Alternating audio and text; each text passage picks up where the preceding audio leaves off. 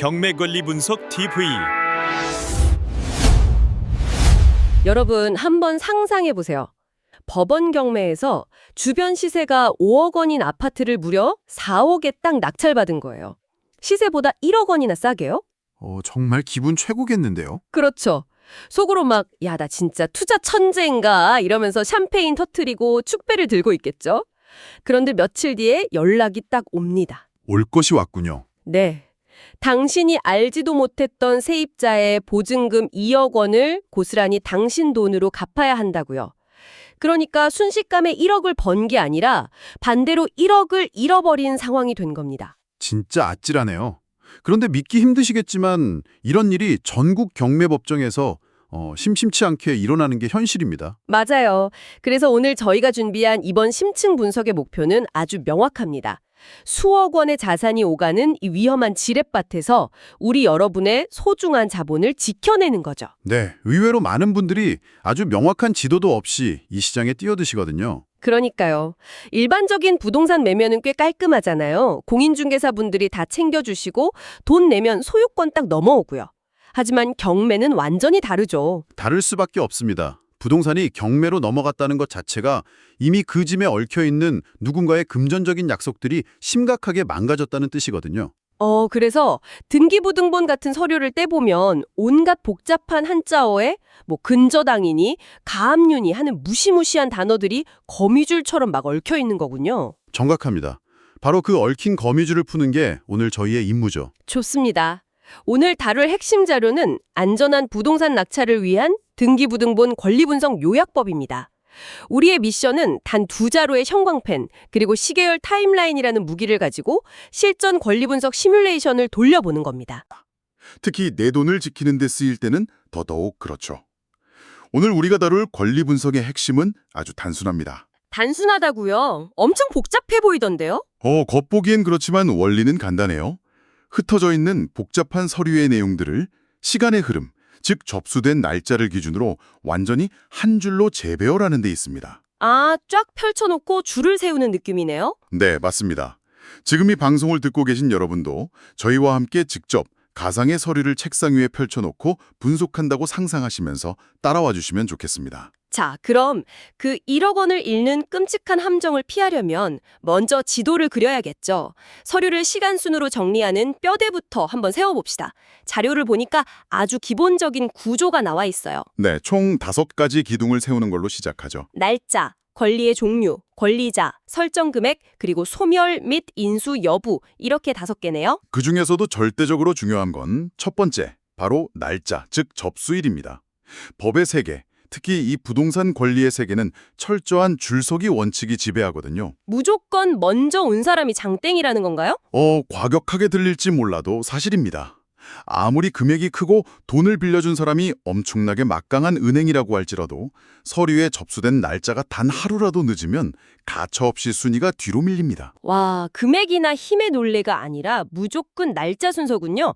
그냥 등기부등본을 위에서부터 아래로 쭉 읽어내려가는 게 아니라 각각의 권리들이 언제 발생했는지 날짜 순서대로 타임라인 위에다가 새로운 점을 막 찔러보는 거네요. 그렇죠. 그렇게 날짜 순으로 권리들이 쭉 나열하는 것만으로도 아주 신기한 일이 벌어집니다. 그 어지러웠던 한자어들이 누가 먼저 돈을 빌려줬고 누가 먼저 세를 들어왔는가 하는 하나의 인과관계가 있는 이야기로 싹 바뀌거든요. 좋아요.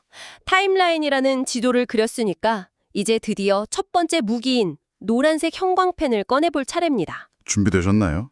네, 우리가 방금 만든 타임라인에서 가장 날짜가 빠른 저당권이나 근저당권 혹은 가압류 같은 것들을 찾아서 노란색으로 쫙 밑줄을 긋는 시뮬레이션을 해보는 거죠. 자료에서는 이걸 말소기준 권리라고 부르네요. 여기서 정말 흥미로운 부분이 등장합니다.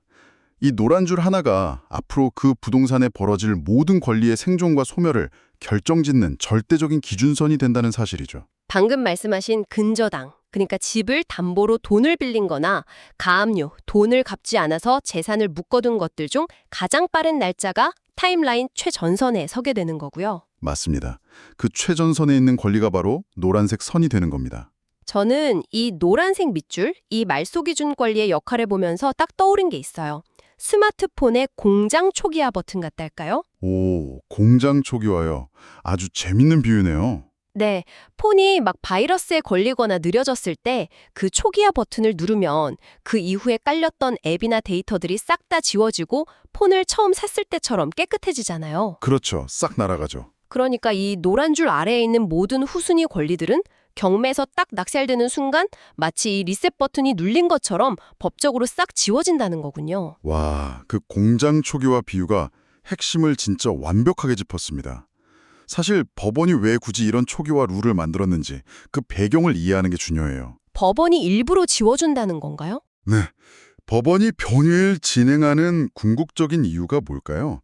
어떻게든 그 빚쟁이의 부동산을 누군가에게 비싸게 팔아서 억울한 채권자들에게 돈을 나눠주기 위함이거든요. 아, 돈을 회수해야 하니까요. 그런데 그 부동산의 온갖 빚더미와 복잡한 권리들이 덕지덕지 붙어있고 낙찰받은 사람이 그걸 전부 다 책임져야 한다고 치면 세상에 과연 누가 그 집을 사려고 할까요? 아무도 안 사겠죠. 미쳤다고 사겠어요. 저라도 그런 골치 아픈 물건은 쳐다보지도 않을 겁니다. 그러니까 법원에 일종의 파격적인 보증을 서주는 겁니다.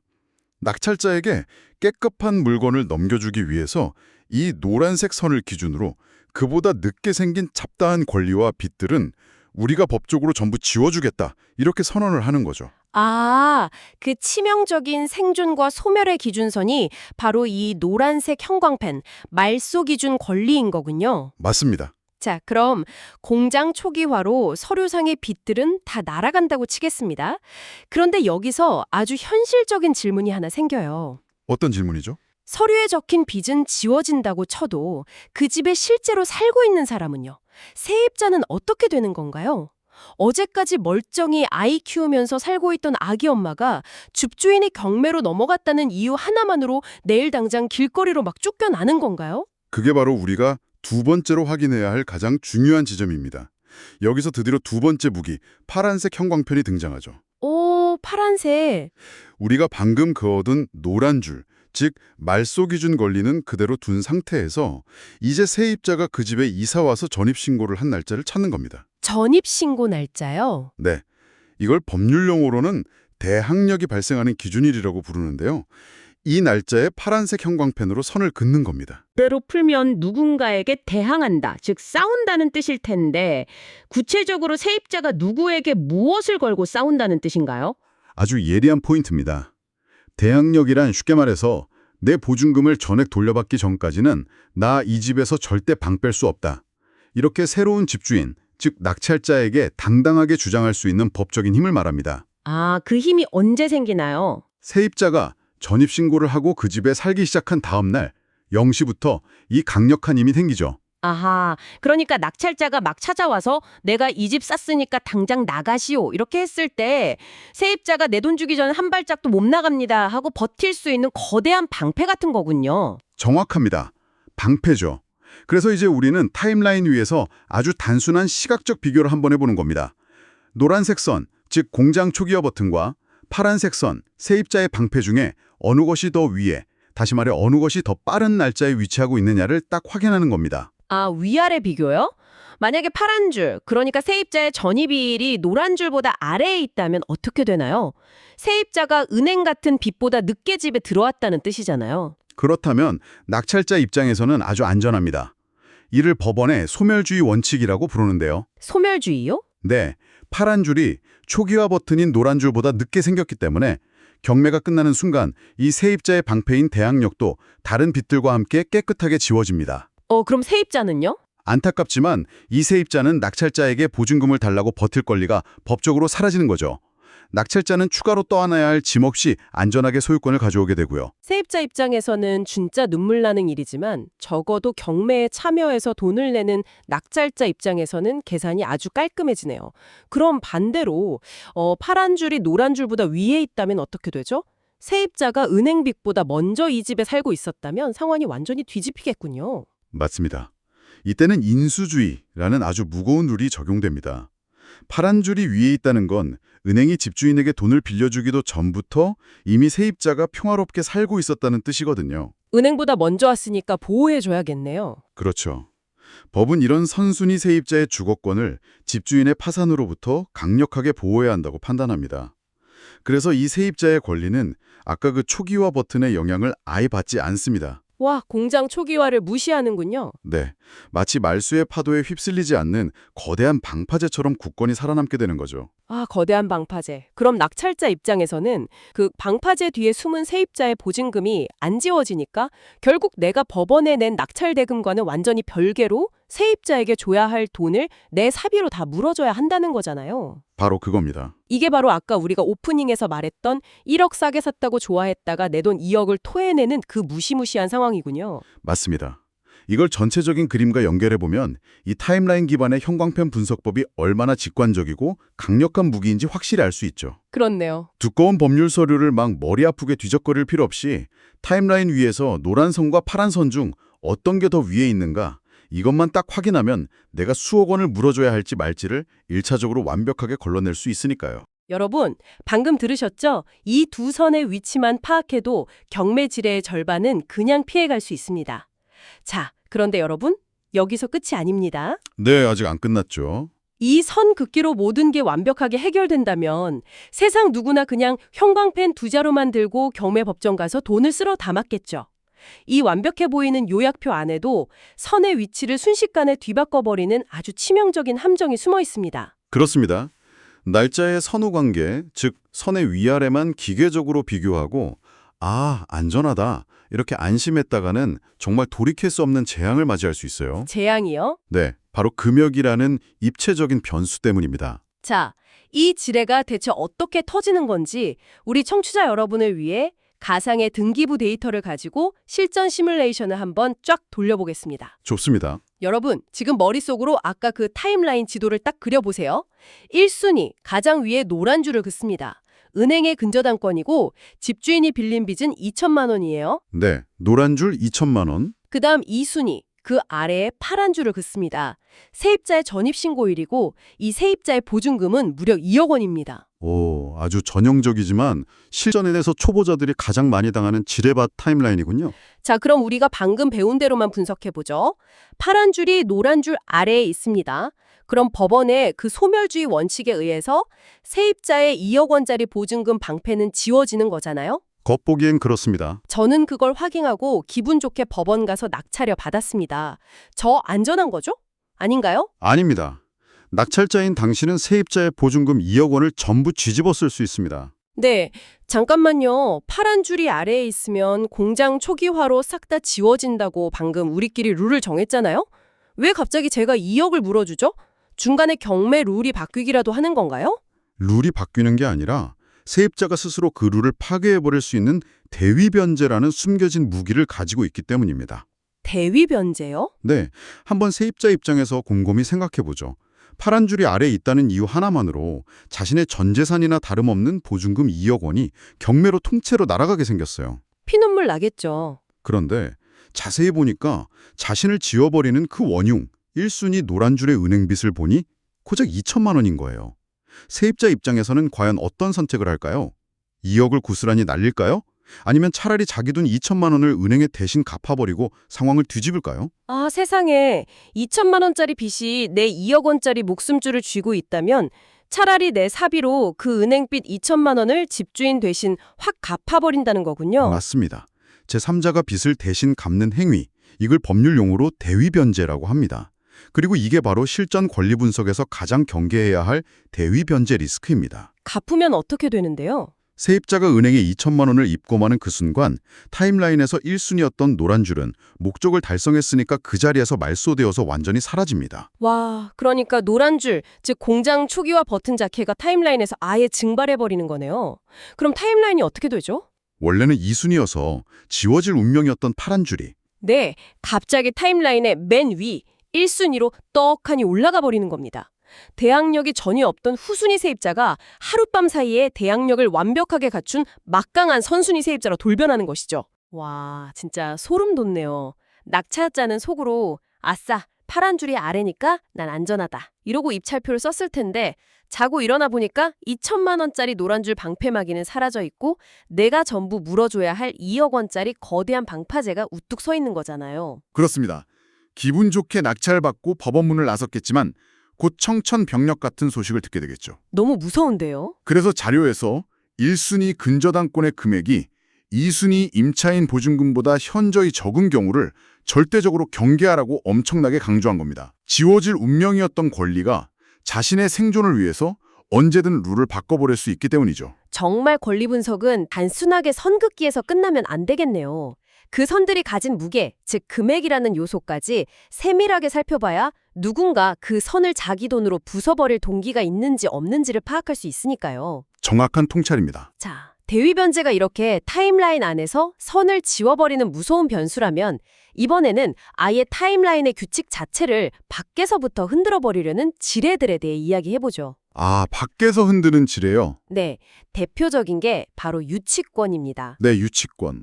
정말 많은 분들이 경매 현장 갔을 때 건물 외벽에 빨간색 라카로 유치권 행사 중 이렇게 큼지막하게 쓰여 있거나 좀 험악하게 생긴 분들이 컨테이너를 딱 가져다 놓고 점유하고 있는 걸 보면 지레 겁을 먹고 입찰을 포기하곤 하시죠. 맞아요. 공사대금을 못 받았으니까 나 돈 줄 때까지 이 건물에서 절대 안 나가겠다고 버티는 권리잖아요. 그런데 이건 등기부등본 같은 서류에 명확히 나 유치권이요 하고 날짜가 딱 찍혀 나오는 것도 아닌데 이걸 우리 타임라인 지도에 어떻게 올리고 가짜를 어떻게 판별해내나요? 바로 그 지점에서 우리가 만든 타임라인 요약표에 진짜 힘이 발휘됩니다. 오, 해결책이 있군요. 서류에 유치권 날짜가 없는 것처럼 보이지만 요약표를 작성할 때 반드시 챙겨야 하는 아주 중요한 날짜가 하나 더 있거든요. 바로 경매 개시 결정 기입 등기일입니다. 경매 개시 결정 기입 등기일이요? 용어가 좀 기네요. 10대 말에서 빚을 못 갚은 집주인을 상대로 법원이 공식적으로 자, 이 집은 이제 압류되어서 경매로 넘어갑니다 하고 서류에 도장을 쾅 찍은 날짜죠. 법원이 압류를 발생시킨 날짜. 저는 이 압류라는 개념이 우리 은행 계좌를 동결시키는 것과 굉장히 비슷한 느낌이 들어요. 동결이요? 네. 어떤 사람이 막 사기를 쳐서 경찰이나 법원이 그 사람의 계좌를 쫙 동결시켰는데 그 이후에 누군가 쓱 나타나서 여기 동결된 돈 중에 내 돈도 좀 있는데 이러면서 새로운 권리를 주장하면 당연히 안 되는 거잖아요. 와, 그 계좌 동결 비유가 이번에도 딱 맞습니다. 법원에서도 그걸 전문 용어로 처분금지효라고 부르는데 본질적으로 계좌 동결과 똑같은 메커니즘이에요. 아, 이름만 어려운 거였네요. 네, 압류가 발생했다는 건 법원이 이제부터 이 부동산의 가치를 훼손하거나 깎아먹는 어떠한 새로운 행위도 용납하지 않겠다. 이렇게 선언을 해버린 겁니다. 아하, 그렇다면 유치권을 주장하면서 건물을 점유하기 시작한 날짜를 찾아내서 이 압류 발생일과 딱 대조해보면 답이 나오겠군요? 맞습니다. 만약 유치권자가 건물을 점거하기 시작한 날짜가 압류 효력 발생일보다 단 하루라도 늦다면 어떻게 될까요? 동결된 이후에 들어온 거니까 무효죠. 빙고. 동결된 이후에 들어와서 권리를 주장하는 격이니까 낙찰자에게 내 공사대금 내놔라 하고 대항할 수 없는 철저히 무효화된 가짜 유치권으로 판별할 수 있는 겁니다. 야, 이거 알면 알수록 정말 짜릿한데요. 유치권이라고 하면 빨간 현수막 막 걸려있고 무서워서 초보자들은 피해가기 바쁜데 사실 이 압류 발생일이라는 날짜 하나만 타임라인에 딱 올려놓고 팩트 체크를 해보면 끝나는 거네요. 그렇죠. 이게 진짜 나를 물 수 있는 무서운 맹수인지 아니면 그냥 으르렁대기만 하는 종이호랑이인지 단번에 걸러낼 수 있다는 거잖아요. 맞습니다. 실무를 하다 보면 친구나 지인을 동원해서 허위로 유치권을 신고하고 경매를 방해하는 악의적인 사례들이 생각보다 진짜 많거든요. 나쁜 사람들이네요. 네, 그런데 복잡한 법률 논쟁에 휘말릴 필요 없이 타임라인의 날짜 선호 관계만 딱 대조해보면 됩니다. 남들이 무서워서 피하는 매물 속에서 오히려 이런 가짜 권리들을 솎아내면 경쟁률이 뚝 떨어져서 아주 안전하고 수익성 높은 투자를 할 수 있는 막강한 무기가 되는 거죠. 좋습니다. 오늘 우리가 시뮬레이션한 내용을 한번 쫙 정리해보죠. 우리는 두꺼운 법률 서류를 5개의 기둥을 가진 시간순 요약표로 바꿨습니다. 네, 타임라인을 만들었죠. 가장 빠른 빛에 노란색 형광펜을 칠해서 모든 걸 날려버리는 공장 초기화 버튼, 즉 말소기준 권리를 찾았고요. 그리고 세입자의 전입일에 파란색 형광펜을 칠해서 그 생존 여부를 시각화했습니다. 파란 줄이 아래면 안전하게 지워지고 위면 내가 떠안아야 하는 거대한 방파제였죠. 완벽한 요약이네요. 그리고 파란 줄이 아래에 있어서 안전해 보여도 노란 줄의 금액이 턱없이 적다면 세입자가 빚을 갚아버리고 선순위 방패로 돌변해버리는 대위변제 리스크가 있다는 점도 짚어봤습니다. 맞아요. 마지막으로는 압류 발생일이라는 계좌 동결 시점을 들이대서 허세 부리는 가짜 유치권까지 단번에 판별해냈습니다. 이 형광펜 전략과 타임라인이 정말 복잡한 지뢰밭을 아주 선명하고 안전한 지도로 만들어주네요. 오늘 여러분 스스로의 자본을 지킬 수 있는 아주 든든한 방어력을 얻으신 것 같습니다. 네, 오늘 우리는 두 자루의 형광펜과 타임라인이라는 도구를 통해서 서류 속에 숨겨진 리스크를 찾아내고 그 뒤에 숨겨진 인간의 의도까지 파악하는 논리적 분석법을 깊이 있게 다뤄봤습니다. 그런데 여기서 오늘 이 시간을 함께해 주신 여러분께 조금 도발적인 질문을 하나 던지며 마무리하고 싶습니다. 오, 도발적인 질문이요? 어떤 질문이죠? 한번 상상해 보시죠. 우리가 오늘 배운 이 형광펜 알고리즘은 사실 논리가 아주 명확하고 수학적입니다. 날짜를 선으로 비교하고 금액의 크고 작음을 대조하는 거잖아요. 그렇죠. 팩트 기반이니까요. 만약에 아주 고도화된 인공지능이 이 권리 분석 알고리즘을 완벽하게 학습한다면 어떨까요? 전국의 수백만 개 등기부등본을 단 1초 만에 쫙 스캔해서 대위변제 리스크가 전혀 없고 가짜 유치권이 완벽히 걸러진 아주 안전하고 수익성 있는 매물만 싹쓸이해서 리스트업하는 시대가 온다면 말입니다. 와, 상상만 해도 진짜 압도적이네요. 네, 기술이 이 서류 분석의 과정을 100% 자동화해버렸을 때 그때 이 부동산 경매 시장에서 우리 인간만이 가질 수 있는 투자적 직관이나 엣지는 과연 무엇이 될까요? 아, 권리 분석이라는 기술 자체가 완전히 평준화되어 버리는 세상이네요. 그러니까 서류 분석이 투자의 끝이 아니라 오히려 아주 기본적인 시작점이 된다는 뜻이군요. 네, 그렇습니다. 서류 너머에 있는 그 동네만의 미세한 분위기 변화나 현장에 살고 있는 사람들의 감정선 같은 것들, 이렇게 데이터로 절대 환산할 수 없는 것들을 읽어내는 능력이 훨씬 더 중요해질지도 모르겠습니다. 아주 훌륭한 접근입니다. 여러분은 어떻게 생각하시나요? 다가올 미래에 여러분만의 진짜 무기는 무엇이 될지 한번 깊이 고민해 보시는 것도 아주 좋을 것 같습니다. 자, 오늘 저희가 준비한 시간은 여기서 마치겠습니다. 여러분의 지속적인 호기심과 지적 성장을 저희는 언제나 응원합니다.